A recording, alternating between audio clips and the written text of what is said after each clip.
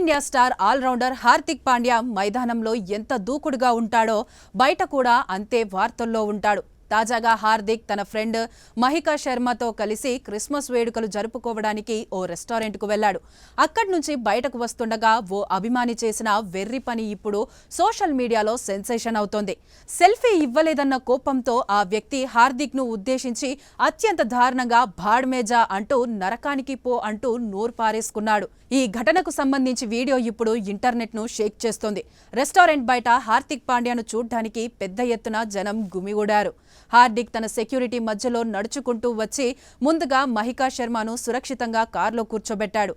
ఆ తరువాత కొంతమంది అభిమానులకు సెల్ఫీలిచ్చాడు. అయితే రద్దీ ఎక్కువగా ఉండడంతో ఒక వ్యక్తికి సెల్ఫీ తీసుకునే అవకాశం దక్కలేదు. దీంతో ఆ వ్యక్తి అసహనానికి లోనై హార్దిక్ కారు ఎక్కుతుండగా వెనుక నుంచి గట్టిగా తిట్టాడు.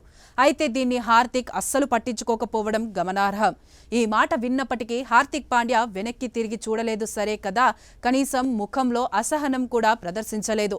చాలా ప్రశాంతంగా కారెక్కి అక్కడి నుంచి వెళ్లిపోయాడు.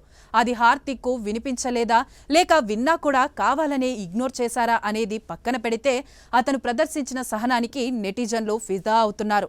సోషల్ మీడియాలో ఆ తిట్టిన వ్యక్తిని నెటిజన్లు ఓ రేంజ్లో ఆడుకుంటున్నారు. సెలబ్రిటీలు కూడా మనుషులే, వారికి ప్రైవసీ ఉంటుంది, ఇలా ప్రవర్తించడం సభ్యత కాదు అంటూ హార్దిక్కు మద్దతుగా నిలుస్తున్నారు. వ్యక్తిగత విషయాలు పక్కన పెడితే హార్దిక్ ప్రస్తుతం కెరీర్ పరంగా సూపర్ ఫామ్లో ఉన్నాడు. ఇటీవల సౌత్ ఆఫ్రికాతో జరిగిన టీ20 సిరీస్లో కేవలం 3 ఇన్నింగ్స్లోనే 142 పరుగులు చేసి అదరగొట్టాడు. ఒక మ్యాచ్లో కేవలం 16 బంతుల్లోనే హాఫ్ సెంచరీ బాది టీ20 ఇంటర్నేషనల్ క్రికెట్లో భారత్ తరఫున రెండో ఫాస్టెస్ట్ 50 రికార్డును తన ఖాతాలో వేసుకున్నాడు.